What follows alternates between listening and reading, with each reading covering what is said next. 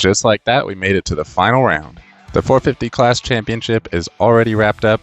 The 250 class is all but wrapped up, but we still have some really good battles for the final spot into the SMX playoff main events.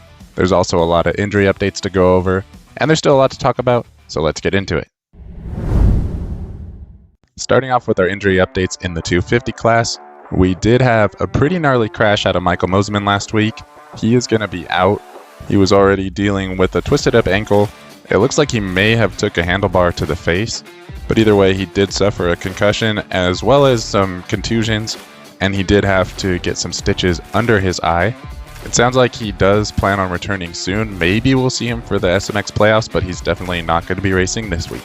As far as the rest of his teammates, Max Anstey is back on the bike, but he's still out. Pierce Brown is out for the rest of the year after that crash that he had in Ironman. Caden Manier is working on returning for SMX, but he'll be racing in the amateur class. Then another crash that kind of went under the radar last week was Mikkel Harep. He ended up going down and breaking his collarbone. He's not going to be racing this weekend. No real word yet on if he'll return for the playoffs or not. And then, of course, his teammate Jalik Swoll is also going to be out for the rest of the year after his crash in Ironman, where he suffered a calf injury. And then another really important injury is Dylan Schwartz. He ended up messing up his ankle. This is going to be really important to watch because right now he is on the bubble for transferring to the playoff main events. And then we did have one other big crash last weekend. Jack Chambers did end up going down and breaking his femur, so he's obviously going to be out for the rest of the season. As far as the 450 class, no major changes. Derek Kelly is back on the bike already after breaking his leg at Redbud, and he did consider lining up, but he's not going to end up racing this weekend. So just a quick run through of what that looks like. Anderson is out with his health issues, Harlan with his leg, Kelly with his leg. Freddie Noren broke his foot. Colt Nichols had that UCL injury in his thumb. He's out. Then you got Plessinger and Sexton both out. Savachi is back on the bike, but he's not going to return till SMX. Same thing with Cooper Webb. He also got back on the bike this week, but he's not going to be returning this weekend. Moving on to the 250 storylines and point standings. Obviously at the top we have Hayden Deegan. Right now he has a 43-point lead over Joe Shimoda. So all he has to do to win this championship is go out there and score 7 points. So realistically, as long as he finishes one of the motos, he'll be just fine. As far as Joe Shimoda, the title is pretty much out of reach. All you can really do is go out there and try to go 1-1. He's been looking really good. He went 1-1 last weekend, had an absolutely massive margin of victory in Moto 1. So personally, I'm pretty excited to see if he can keep this momentum going as we head into SMX. We've seen him challenge Hayden in SMX before, and I do still think Hayden is the favorite as we go into the playoffs. But you don't want to just go into the playoffs knowing that he's likely going to win. It's nice to know that there could at least be a challenge. Then we have to drop another 97 points back to find third place Garrett Marchbanks. And while this might not seem overly important, there's a lot on the line with Garrett right now, even though he did just re-sign with the team for next year. Right now, he's 10th overall in points scoring for the season, and that is including the 450 class. But Tom Vial is right behind him, only 3 points back, and Eli Tomac is in 11th, only 21 points back. So he can't afford to lose one position and still stay inside the top 10. And the reason that staying inside the top 10 is really important is because that means he could get his career number. So he should be able to do that. There's a good chance that Tom might pass him. But as long as he can put 30 points on the board this weekend, he will have the opportunity to take the number 39 in honor of Aiden Zane.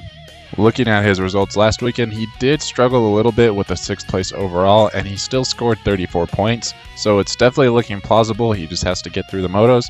So we're all hoping for that for Garrett. Next, another 31 points behind him is where we find his teammate Levi Kitchen.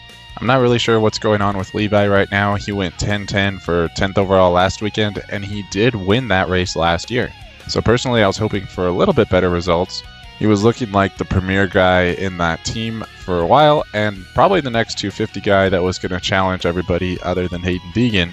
But ever since that crash at Daytona, we haven't really seen that just yet. 5th in the championship, 7 points behind Levi is where we're going to pick up Tom Vial. And honestly, Tom looked pretty racy last weekend. It was great to see him up there. He definitely wasn't with Joe Shimoda by any means, but we did see a pretty strong result, finishing in 2nd in Moto 2. It's hard to say how focused he's really going to be for the rest of the season as he's heading out to the 450 class, likely overseas for Honda. But for now, it's great to have Tom here doing his thing. 6th in the championship, another 43 points behind Tom is where we're going to pick up Mikkel Harup, and remember he's out for the rest of the season. 23 points behind Mikkel is where we're going to find Seth Hamaker. He quietly grabbed a moto podium last weekend and finished 4th overall, so it's pretty likely that he's going to leapfrog ahead of Mikkel in the championship. Not that that really matters a lot, and he's also pretty much locked into 5th in SMX seeding right now, right in between the two KTM boys. So hopefully he can just stay healthy and build a little bit more momentum as we head to the playoffs. 8th in the championship, 4 points behind Hamaker is where we pick up Max Voland. He's only 13 points behind Julian Beaumaire in SMX seeding right now, so he might be able to pick up that spot if Juju struggles this weekend. But either way, it's great to see a non-factory rider doing so well, especially with the challenges that Max is facing by not even really being able to brake with his foot. 14 points behind Max is where we find Jordan Smith. He's not really known for his outdoor skills, but he actually brought home a 7th place last weekend. And with his teammate crashing out, as well as Austin Faulkner struggling, he was definitely the only bright spot for Triumph last weekend. Rounding out your top 10 is where we find Michael Mosiman, and remember, he's not going to be finishing this season. 15 points behind Mosiman is where we find Ryder DeFrancisco. He finally had another solid ride, going 11-8 for 8th overall last weekend. We know he has the speed, but I don't know exactly what happens in the races, but he generally tends to struggle to even score points. It sounds like he should be back on the team next year, so hopefully he can just stay healthy. 5 points behind Ryder D is where we find Dylan Schwartz. Remember, Dylan did injure himself last weekend. He was able to still score 8 points in Moto number 1, and that could prove to be absolutely crucial because he does have a few guys trying to chase him down in the SMX seeding right now. He's on the bubble in 20th place with the last transfer directly into the main event. Right now, he's 12 points ahead of Lux Turner, and he's 38 points ahead of Ty Masterpool. Unfortunately for Ty, he did struggle last weekend. He was only able to score 15 points. If he could have had a little bit better of a race, he might have really been in the thick of this fight. But we've seen him score far more than 38 points before. As far as Lux Turner, he was only able to score 14 points last weekend, so a tall task for him as well. He has had better races throughout the season though, so it is definitely a possibility, especially if Dylan Schwartz is pretty banged up and struggling in the motos. Interestingly, if both riders ride to their full potential and Dylan Schwartz does struggle throughout the day, then all three of them are probably going to end up pretty close in points. Definitely something worth keeping an eye on. 3 points behind Schwartz is where we pick up Drew Adams. He's kind of a funky one for me. He ended up being the fastest qualifier last weekend and then finishing 15th overall. I'm not really sure what to say about it, but it's great to have him out there. 1 point behind Adams is where we find Julian Beaumaire, and kind of the exact opposite could be said about him. He's really struggled in motocross this year. Then out of nowhere, he just comes out and goes 6-4 for 5th overall. Definitely the kind of thing you want to see, especially given the success that we did see him have in SMX last season. Remember, he is still 6th in the seeding process right now, so he is going to come in with some pretty solid points. He's not out of this thing at all. At the very least, he's putting himself in a great position to make a good chunk of money. 11 points behind Beaumaire is where we find Austin Faulkner, and unfortunately he did kind of dip back more towards where he was earlier on in the season last weekend. He went 17-14 for 16th overall. That being said, his fitness does look really good, and at this point I really don't care what he does as long as he stays healthy for the rest of the year, and I'm just looking forward to next year. In 16th, 7 points behind Austin is where we find Nate Thrasher. He also had a bit of a weirdo ride. He ended up going 13-7 for 9th overall. I don't remember seeing him finish so high in a moto this year, so that's good to see at least. Given the fact that he's been racing for most of the season, he's probably going to start the SMX playoffs in 11th, which is a lot higher than he's been finishing in motocross, so he could set himself up for a good payday as well. 4 points behind Thrasher is where we find Parker Ross. Parker definitely wasn't happy with his results last weekend. He did go 31-16 for 21st overall. At least he did score 6 points, which is reasonable for a 21st place finish. But we've seen him be much closer to the top 10 throughout the season, so you know he wants better than that. He did have a solid Supercross season, and even though he hasn't scored points in some of the motos so far, he's still 17th in SMX seeding right now. In 18th, 2 points behind Parker is where we find Chance Hymas. And then in 19th, 4 points behind Chance is where we get Ty Masterpool. He struggled in Moto 1 but was able to fight for a 9th place finish. And then unfortunately in Moto 2 he was only able to bring home a 20th, which did score him a couple of points, but definitely not what he was hoping to do. If you remember back when we were talking about Dylan Schwartz, Ty is in the fight of his life to try to get inside the top 20, and at this point it is a bit of a long shot with those struggles that he had last weekend. If he's not able to get inside the top 20, he will still line up for the LCQs where he will have a pretty good shot of getting in. But keep in mind, as of right now, I think there's only 3 slots that are going to be open in the LCQ, and Max Anstey and Daxton Bennick will also be in there. So still a manageable situation for Ty, but definitely not ideal. Much better to be inside that top 20. And then I also want to shout out Caden Dudney. Last weekend he did ride pretty good, going 7-13 in the motos, which brought him home a 11th place finish overall. But that didn't really tell the full story. He was riding really strong, had fitness, and even late in the second moto was right up there up until he did end up crashing. He was still able to salvage that 13th place finish. I am pretty excited to see what his career could look like. A lot of really nice things are being said about him right now. And all things considered, it was still a really good motocross debut. One rider that didn't have the best motocross debut was his teammate Cole Davies. We've all been really excited to see him return. He has been back on the bike for a while now, and he's already won multiple races this year. That being said, he's actually in a really sketchy spot right now. He's 19th in SMX seeding, and he's only 4 points ahead of Dylan Schwartz. Oh, well that's not too bad. Why do you say that's a really sketchy spot? Well, he didn't score any points last weekend. He went 23-23 in the motos. So he's definitely right on the verge of being able to score some points. But that's another guy who could technically fall outside of the top 20. If Dylan Schwartz and Lux Turner both have good days and Cole doesn't score any points, he could easily find himself in the LCQ with his teammates.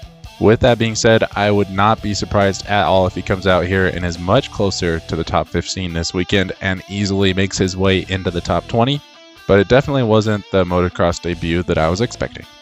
Switching over to the 450 class, at the top we have our champion, Jet Lawrence. So shout out to Jet on wrapping up the 450 title a week early. He can just kind of go out there and do a parade lap, or he can go out there and try to add on to his win total. Personally, I think he's good enough that he's probably going to go out there and try to go get the win, but he's obviously not going to take any unnecessary risk. Second in the championship, we have his brother Hunter Lawrence, and he just has to score a handful of points to secure second in the championship. That should still come with some bonuses, so definitely worth securing that. That being said, he's going to know that his brother is not going to want to take any unnecessary risk, and maybe he can get another overall, and maybe this time he could do it in a fashion that he would prefer instead of kind of lucking into it. 45 points behind Hunter is where we find Eli Tomac. It's great to see Eli out there, and the same thing that we just said about Hunter could be said about Eli. He has not won an overall so far this season, and if he's not able to bring one home today, this will be the first motocross season that he's ever fully completed and not won an overall, so you know he wants to go out there and get it. He's been pretty good here in the past, and he did show some signs of speed last weekend, even though he's notoriously not that good at Unadilla. So hopefully we could have something in there. 15 points behind Eli is where we find his teammate Justin Cooper, and I honestly can't believe that we made it to the end of the season, and Justin Cooper is only 15 points behind Eli Tomac. So shout out to J Coop on having a rock solid season. He still has about a 100-point lead over Jet in the SMX seeding, so he has absolutely locked that position down. He will be your number 1 seed in the playoffs. Curious to see what he can do with that. He's only going to have a 3-point lead over Jet going into round 1, so definitely nothing that's going to help him that much, but still cool nonetheless. Rounding out your top 5, another 21 points back behind Justin Cooper is where we find RJ Hampshire. And man, shout out to RJ. He's definitely been better than pretty much everybody else at the second half of the season as far as the rest of the field. You have your top 3, and then you have RJ Hampshire, and then you have everybody else. He grabbed another 4th place overall last weekend. He's already been on the podium overall this season. Definitely not what I was expecting, especially with the adversity he was already facing as we came into the season. But I am really excited to see what he can do in Supercross. He'll definitely be a top 10 guy. Maybe be getting in there and contending for podiums. He's definitely no slouch when it comes to Supercross, and he's really making that 450 look good underneath him. Then we have to drop another 86 points back to find Jorge Prado. We're past the panic button. We're past everything. He went 15-12 last weekend. You pretty much saw him get the whole shot, and then after a few guys passed him, he essentially pulled over. I really don't know what else to say about it. It's kind of gross. I really feel bad for the Kawasaki guys. I feel like they really are legitimately trying, and I was really happy and excited to see Jorge come over here this year, but it's definitely been a disappointment so far. I don't think this relationship can be saved. It sounds like there's a chance he might go to KTM USA next year, but he is still signed with Kawasaki through next year, so there's a lot of logistics to work out. Definitely something worth keeping an eye on in the off season. The factory Kawasaki team in the 450 class could have 2 new riders next year, so that would be pretty interesting to see. 7th, another 32 points back, is where we find Malcolm Stewart.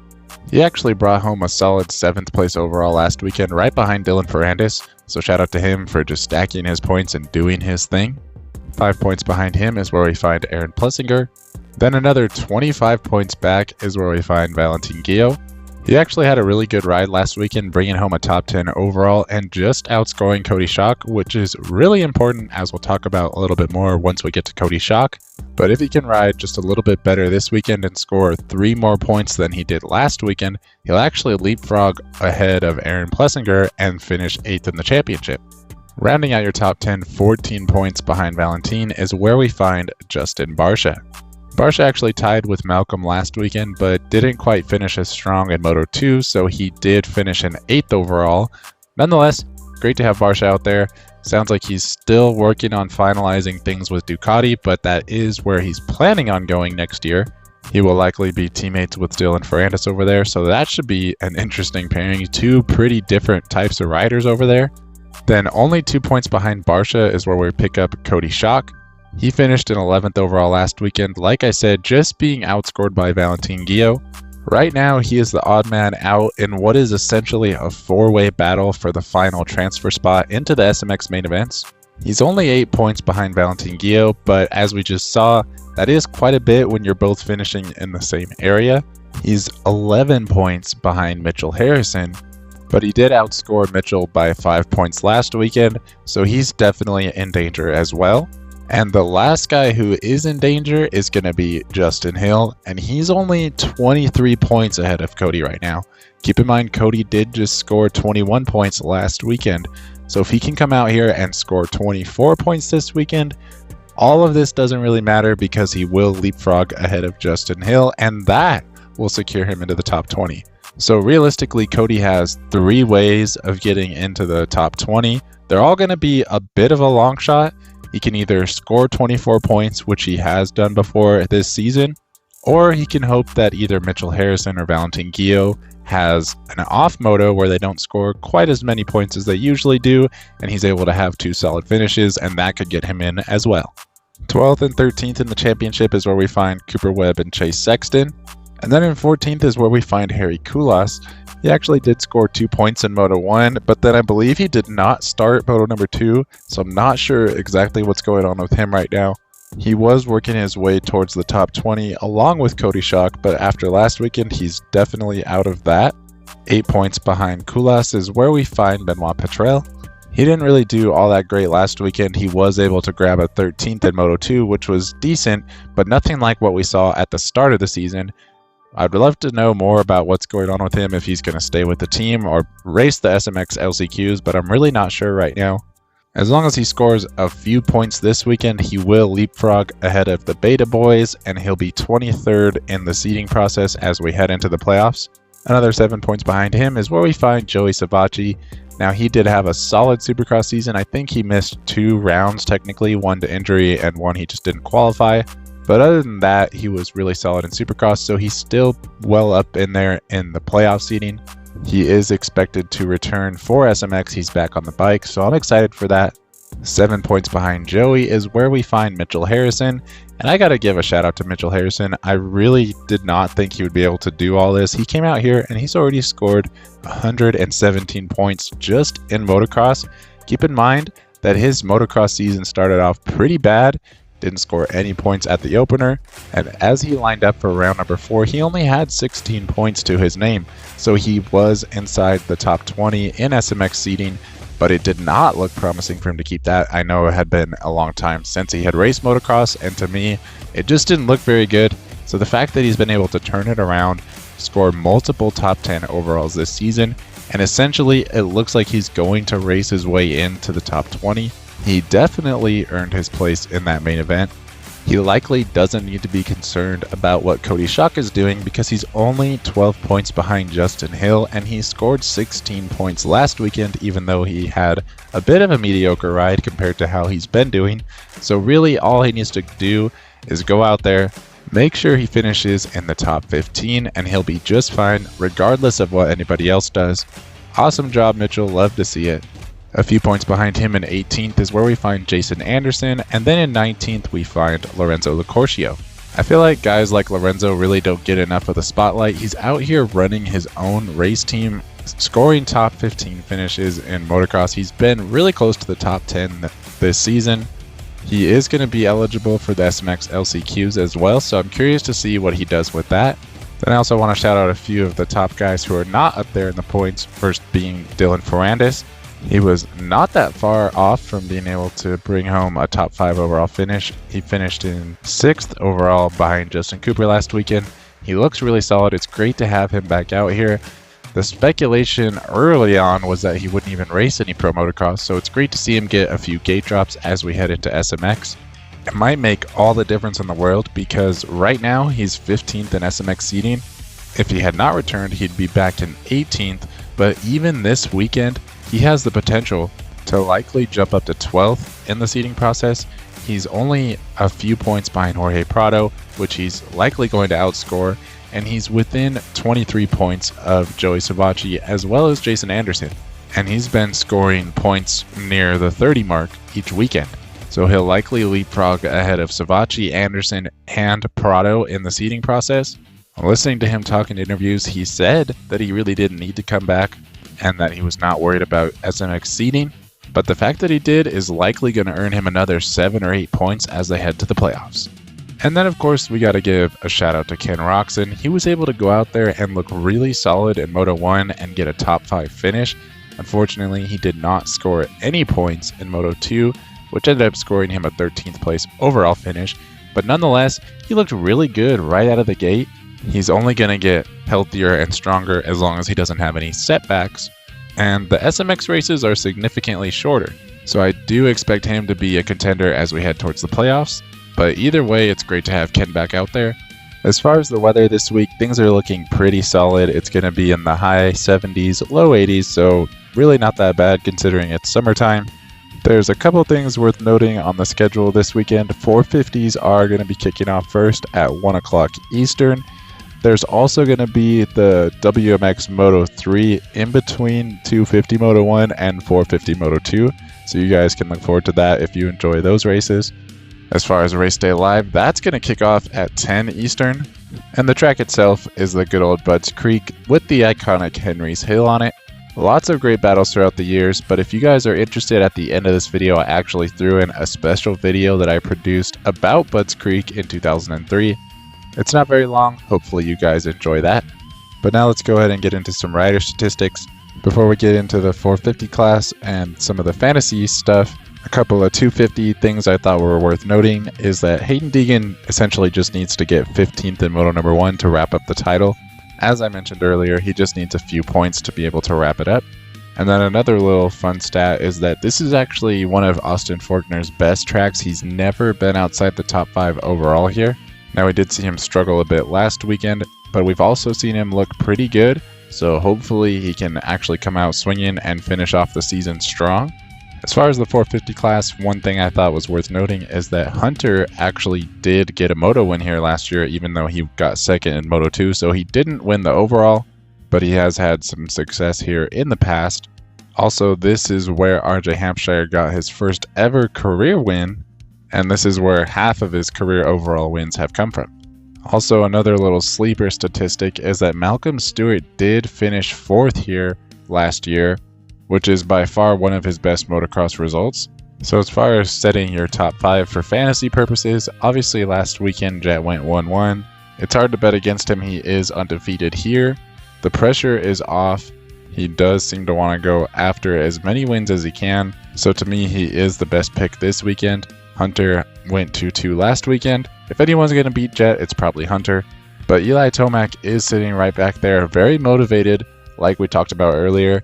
If he can't win this weekend, this will be the first time he's competed in a full motocross season and not gotten an overall. We've already seen him win a couple of motos this year, so don't count him out either. RJ Hampshire has been consistently outperforming Justin Cooper in the second half of the year. Remember, he did get 4th last weekend ahead of Justin Cooper, who did get 5th. And the Rocky Mountain wildcard this week is in 8th place. So keep in mind, Ken Roczen did not finish or score points in Moto number 2, but he was in the top 5 in Moto 1. If he can come out and replicate that this weekend, then that's going to bump everybody back a spot, starting with Justin Cooper. Then you would essentially have Dylan Ferrandis bumped down to 7th and Malcolm Stewart in 8th, tied with Justin Barcia, who would have finished in 9th. So realistically, I think it would be ideal to look right around that Justin Barcia, Malcolm Stewart range. Maybe Jorge Prado will get it together and he'll move up too. Maybe he's right around that 8th, or maybe he's in the top 5 and he bumps somebody like Dylan Ferrandis all the way back to 8th. At this point, I don't really have any faith in Jorge though, so I think your best bet for wildcard is probably either going to be Malcolm Stewart or Justin Barcia. Next, I just want to thank everybody who is helping me crush this channel. It's really been awesome to see it growing and taking off, and I really appreciate all the kind words in the comments. I am sorry about the microphone situation today. That should not happen again. If you guys made it this far in the video, I appreciate you sticking with it, and I appreciate you guys helping me on my way to the journey of 10,000 subscribers. If you guys are still around in this video and you're not subscribed, maybe consider doing that now. I'm hoping to do a pretty cool giveaway once we hit 10,000 subscribers, so we'll be working on that. It all kind of depends on how quickly we get there. With all of that being said, I'm going to go ahead and jump into this Budds Creek video. I already had this made, so the production is a lot better than this. So hopefully you guys enjoy that, and thank you for watching this. Let's get into this story. Every once in a while, a rider comes along and completely revolutionizes the sport. There was Bob Hanna and his dominance. Ladies and gentlemen, Bob Hurricane Hanna! Jeremy McGrath completely changing how we think about Supercross. Here comes Carmichael. The checkers for Jeremy. Ricky Carmichael redefined how we train for the sport, but nobody has revolutionized the sport in the way that James Stewart has. And that shoved him into Oh, look Menard. at He did it. And here's Stewart with a big whip. Watch Stewart to the inside. Today we're going to be looking at 2003 Budds Creek, a race that truly changed the sport of motocross forever. So to give you some context, James is the talk of the town right now. This is his first race back after crashing out of the Supercross finals in Las Vegas. James is rejoining the series for stop number 5 at Budds Creek, where we find Michael Brown and Ryan Hughes locked in a heated battle for the points lead, and there is actually quite a bit of drama going on between the two of them. They tangled at the previous round, and they also tangled in practice.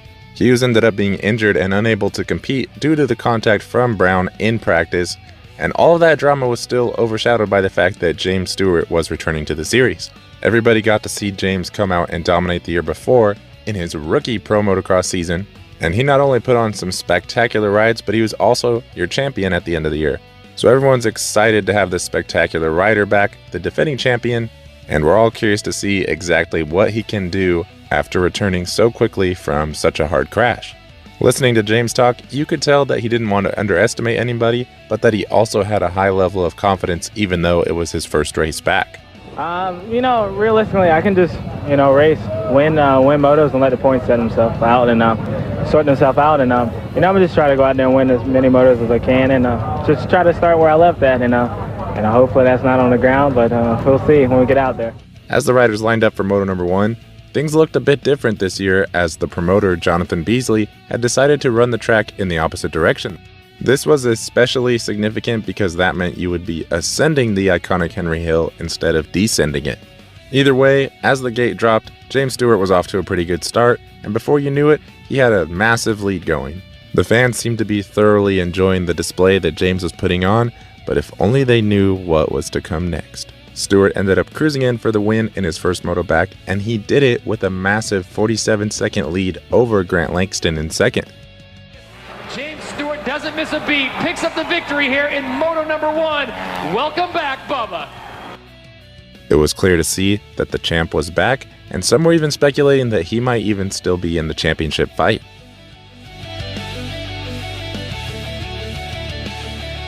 James didn't seem too interested in the speculation though. He just wanted to go out there, try his best to get the best result possible, and he would have to do exactly that in the second moto because as the gate dropped, Steve Boniface would cut over aggressively to the right. This ended up causing James to go flipping and crashing, and everyone looked on in shock at first to see if he was okay, and then to see exactly how far up he could charge. Back in the back of the pack, James Stewart goes down. James Stewart is in dead last, 40th place. Stewart almost immediately caught back up to the back of the pack, and we saw him start blowing by people like they were standing still. It started to become apparent that we were going to witness something great, but just how great was not quite clear. The question was, how far up can Stewart get? If he gets in the top 3 of the place, he's going to come unglued. James Stewart in 40th place, now moving up to 35th. All eyes, and even more importantly, all cameras were on James as he ripped his way back up through the field, and by the time they made it back to the mechanics area, he was already up to 17th place. He's already in 17th. Unbelievable. As much as Todd Harris and David Bailey thought what they had seen so far was unbelievable, what they were about to see next would blow everything else out of the water.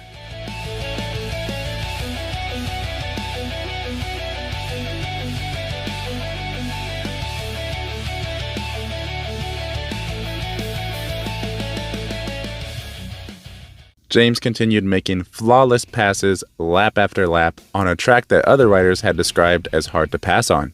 While it may have been hard to pass on, it didn't really matter because James was making his own way, and before anybody could fully wrap their mind around what was really happening, James was already in third place and closing in fast on second place Brock Sellers. As James and Brock went up Henry's Hill backwards, everybody saw James preload off of a braking bump and go into what would later become known as a Bubba Scrub. This type of move was so unconventional and executed so flawlessly that it quite literally left the announcers speechless. He passes you so all right, I gotta what? Oh my goodness. Okay, I gotta see Brock that again.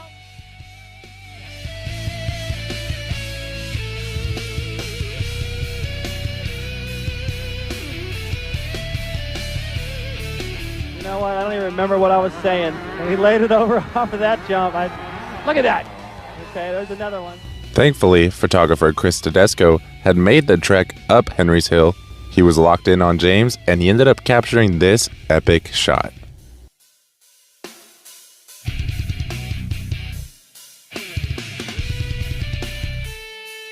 Fox Racing would later use this image to create the iconic Bubba Scrub poster.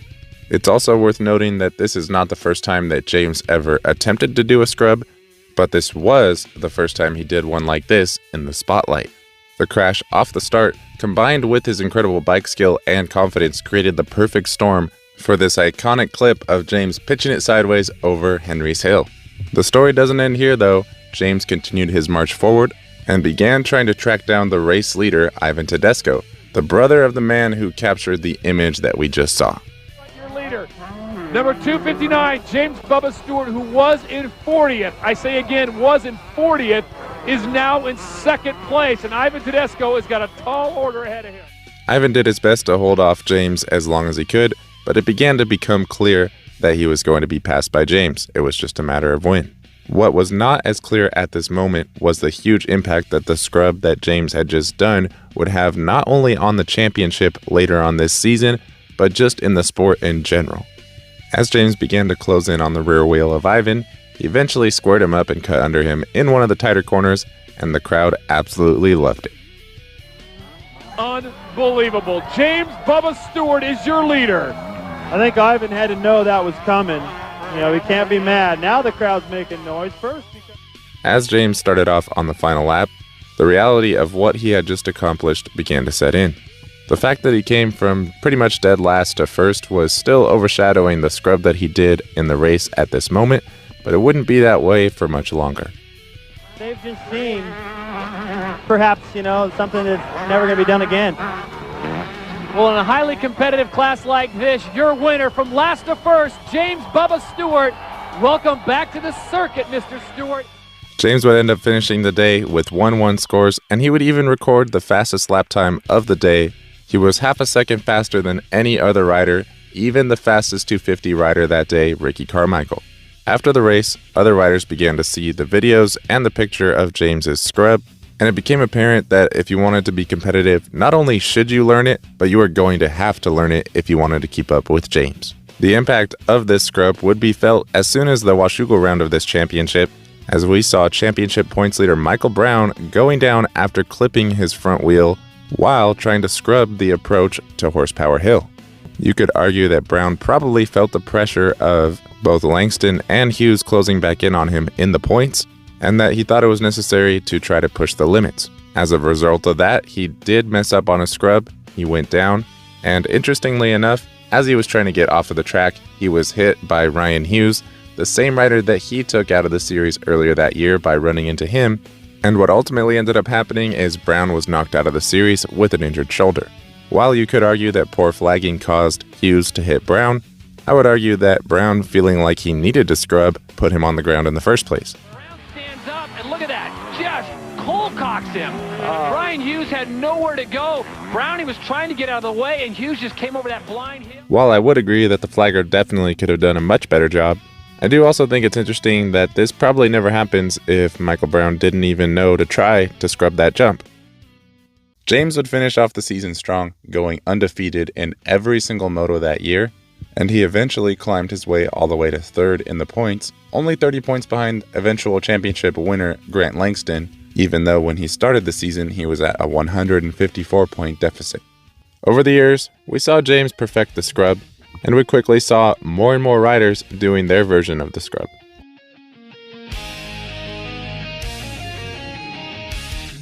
Nowadays, it's pretty common to see a scrub, it's almost normalized, but it was not that long ago that the scrub was quite literally unheard of. Then one day, one man did it at one race and brought it to the forefront of our sport. And ever since then, the sport's never been the same. And that's why I wanted to come in here and make this video. I personally think this is a really cool moment in motocross history, and I feel like it's generally pretty easily forgotten. So I hope you enjoyed this video. I try my best to put together a complete story. If you guys made it this far and you would like to show your appreciation, the best thing you can do for me is subscribe, like, and comment. Thank you guys for watching, and I will see you in the next video.